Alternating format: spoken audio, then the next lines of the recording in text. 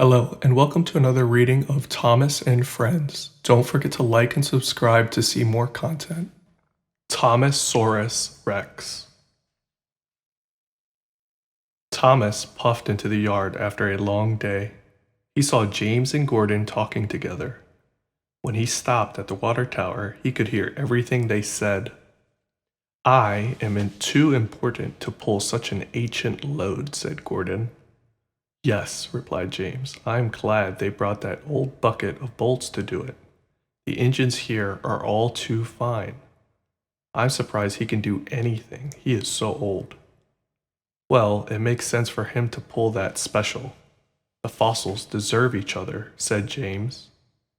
Both of the engines laughed. Thomas wondered what they were talking about. Percy was waiting when Thomas got to the shed. "Did you see Stepney?" asked Percy. "Did you see what his special is?" "No, but I heard Gordon and James talking about it," answered Thomas. "They said it was a lot of old junk." "I think it's kind of neat," said Percy. "Don't let them hear you say that," said Thomas. "They'll tease you, too." Thomas liked Stepney. Stepney was one of the oldest engines on the whole island of Sodor. He had seen a lot and had interesting stories to tell. Thomas's favorite story was about Sir Topham Hatt as a little boy. One beautiful day, little Topham Hatt was out for a carriage ride with his grandfather. The horse was dashing through the countryside. Grandfather Hatt saw a rut in the road, but it was too late to swerve. Crack! The carriage's axle was broken, and the horse ran off. Luckily, no one was hurt, but they were a long way from home.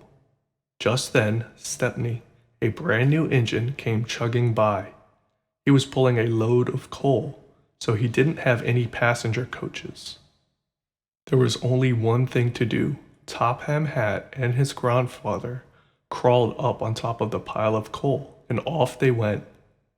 When they got to town, little Topham Hatt was covered head to toe in coal dust. He was very dirty, and so was grandfather. So mother couldn't be cross. They both laughed, and even had their picture taken. Thomas always liked that story, and Percy liked it too. It made them laugh to think that Sir Topham Hatt was ever that dirty. The next morning, Thomas went looking for Stepney. "Good morning, sir," said Thomas politely. "Well, hello, Thomas," said Stepney with a smile. "What do you think of my special?" Thomas looked at the rock with some bones in it, and at the old chest. He didn't want to hurt Stepney's feelings. "It sure looks old," he stammered. "It's the oldest thing I have ever pulled," laughed Stepney. "It makes me feel young. The chest is full of gems from Rolf's castle in the days of knights. This fossil is from the age of dinosaurs. It is going to be part of the museum fair at Tidmouth. And so am I, because I am so old," he added proudly. Thomas thought the things seemed pretty interesting too, but he remembered Gordon and James saying they were junk. Thomas didn't know what to think. Just then, Sir Topham Hatt came to see the engines. Stepney and his special must go to Tidmouth for the museum show, he said, but the hill to Tidmouth may be too steep for Stepney with that valuable special, so someone will need to help push from behind. "Push? I would not push a special made of solid gold," said Gordon, "let alone that pile of old junk. I only pull specials, and important ones at that." "I don't think we should have to push that special, sir," said James. Thomas did not want the others to tease him, but he saw that Stepney looked sad and that no one wanted to help him. "I will push Stepney's special," he quietly volunteered. "Thank you, Thomas," said Sir Topham Hatt. "I appreciate it when engines prove that they are really useful." And then he gave Gordon a stern look. Gordon puffed, and James gave a cheeky chuckle. "Better him than us," he said. Thomas pushed the special out of the yard. He heard James call out, Don't let them mistake you for that old junk and send you to the scrapyard.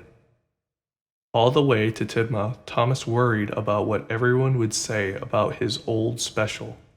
He knew the children liked him, but would they think he was just an old fossil when he arrived with this old junk?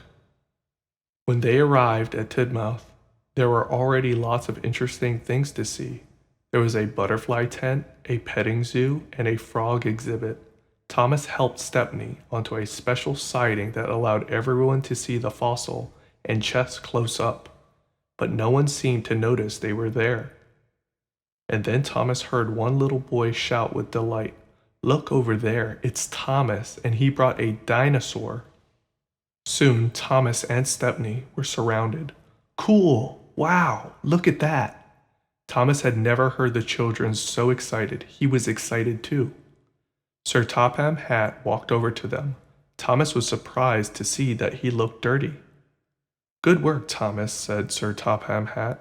"I should have come with you and Stepney. I got a flat tire. I haven't been this dirty in a long, long time," he laughed. "Do you remember that day on the coal car, Stepney?" "I sure do," chuckled Stepney. "You are a happy little boy, sir. Just like these children, they will never forget this day."